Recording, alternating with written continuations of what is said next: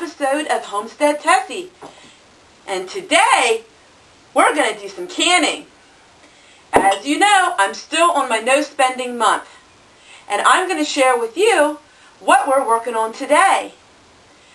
It's a very cool day today, so whenever I have a cool day in the middle of the summer, I'm going to be doing some canning. And today, I'm going to can vegetable soup.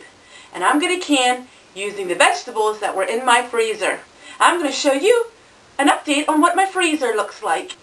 Okay, my friends, a lot of you would say this is really full, but if you've seen what my freezer looked like in my previous videos, you can see that I'm actually gaining some traction here, and we are actually using up a lot of the food. And I will have some random videos sharing just some of the stuff I am doing with this food. So the first thing that I did is I went through all of my freezers and I found all kinds of vegetables. I found a pack of these. Of course, I had some carrots that were frozen. There's some peas, there's some corn, and I already peeled and cut up my potatoes. So we are going to make vegetable soup that we're going to can. This vegetable soup only takes 60 minutes at 11 pounds of pressure for my area, because I'm not going to be adding any meat and I'm not going to be adding any beans to it. If you add meat and beans, it will be 90 minutes for a quart and 75 minutes for a pint. But I'm going to do it for 60 minutes for a pint. So we have Mama's big kettle that I got a long time ago that my mom used to use, and we're going to just dump these vegetables in here, and I'm going to show you what it looks like and what I do next. So the first thing we're going to do is we're just going to open up all these packs of frozen foods.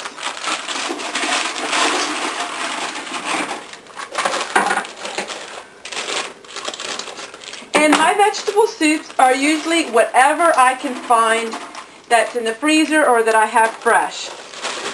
You can alternate it, and every time I make this soup it's different, but every time I make it it's really, really good. And here I had a small pack of frozen green beans from last year. As you know, my green beans didn't do as well this year, but I'm going to show you I did get some fresh already. Now this soup is going to simmer for about an hour, and then that's when we're going to can it. So this is a great way of being able to use up vegetables that you had the year before. And I'm going to show you what I use for the broth. Okay.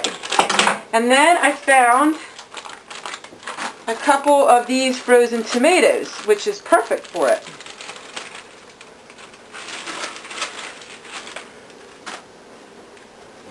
Able yesterday to pick some green beans. This was only 3 or 4 plants, but it's hardly enough to eat for one meal, so we're just going to throw them in here in the soup, so it'll make it really good because it is fresh.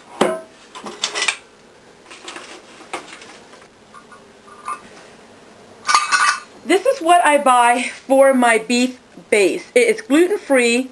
It's called Mrs. Miller's Soup Base, and it has no MSG, and it really doesn't have preservatives in it, and I really like it.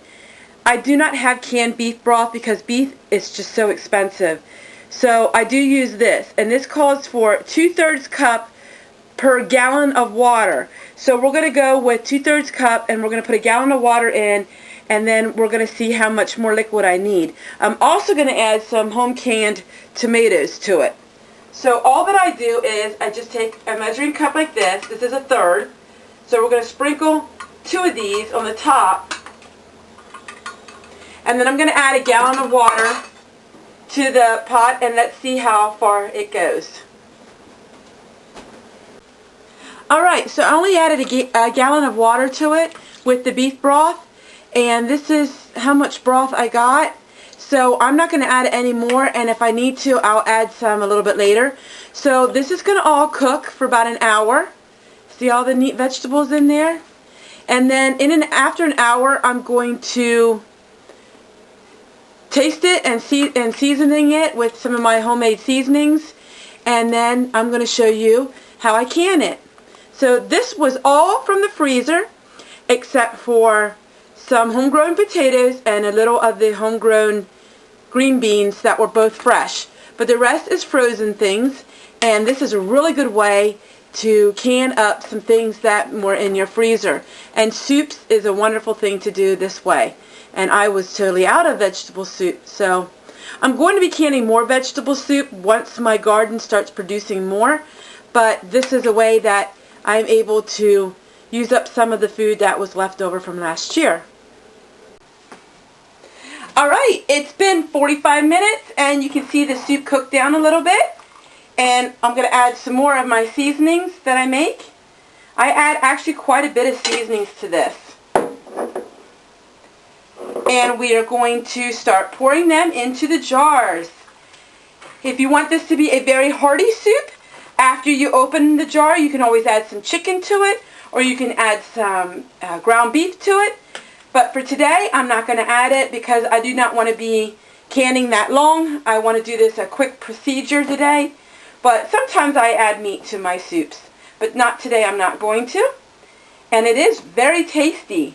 So, let me move the camera and we're going to start filling up our jars. Alright, now for the fun part. This is my favorite part of canning, is filling up the jars with all this goodness. So there's one jar already filled. And what I do is the night before I wash all of my jars and I have them all ready to go. That way it's more of a streamlined system. So we're going to fill up these jars. I don't think it gave quite as much as I thought it would give, but that's okay. We'll take what we can get. Now this one is a little too full. You see that? So we'll just have to dump some of it back out. What you want to do is make sure you get you want to make sure you get some of the juice with your vegetables. Just like that. And you fill it up to right at the neckline. I have 2 pressure canners, so I could do 14 quarts at one time, but I'm not going to have 14 quarts, I don't think. So I'm going to continue and fill all these up, and then I'm going to show you what we do after they're all filled. But this is so much fun, and to think this is stuff that came out of my freezer that was just lingering for a year in my freezer.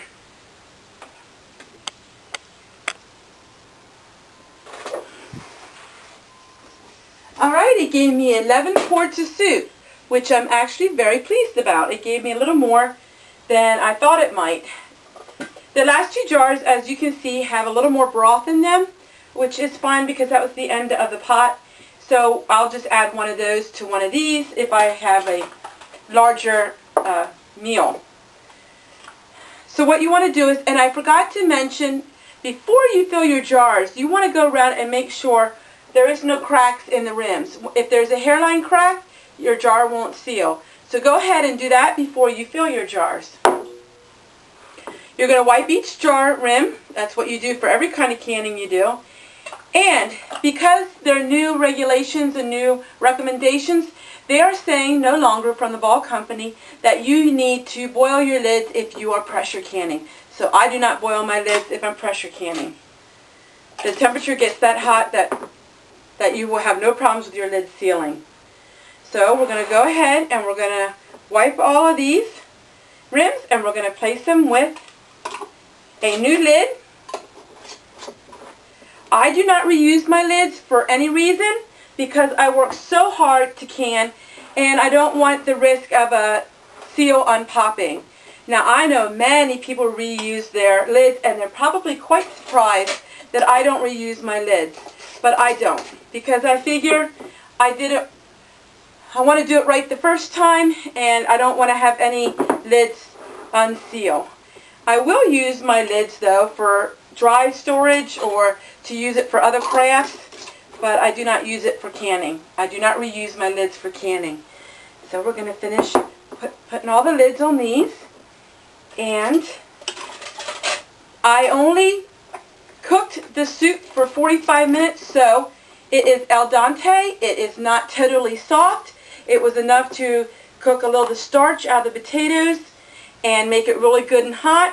But when you can it for 60 minutes, it's going to pressure can all of your vegetables nice. And no, they do not get mushy, and no, they do not get overly soft. They are perfect. My soups always taste perfect, just like soup that you would buy in the store, if not even better, because there are no preservatives in it, and it's very low salt intake. I do not cook with salt, hardly ever, so the spices that I use are my homemade spices, and they do not have salt in them. I will use a little salt for some soups, and I use the Himalayan pink salt is what I use for any kind of salt that I want to put on my dishes. Somebody asked me why I have a hatred for salt. I do not have a hatred for salt. It's just salt causes high blood pressure. Salt is hard on your arteries.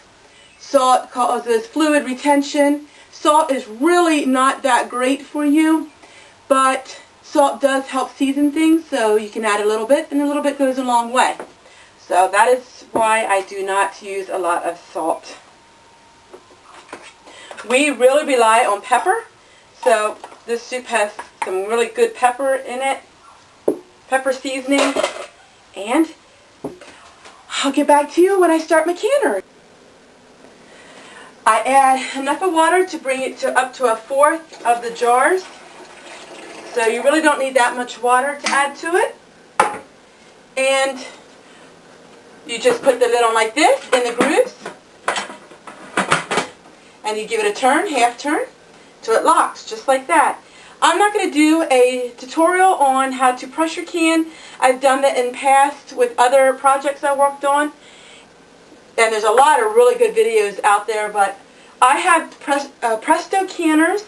I have used Presto canners now for 20 years. I love my Presto canners. These canners here I've had for 7 years. I've never had to replace anything with them. I've never had to recalibrate this. I've never had to replace it. I love my Presto canners. Now there is called an All-American canner, which I would love to have, but that is extremely expensive. So the Presto canners are in everyone's budget, and they are very easy to work with, and I really do highly recommend them. So we'll get the lid on the other one.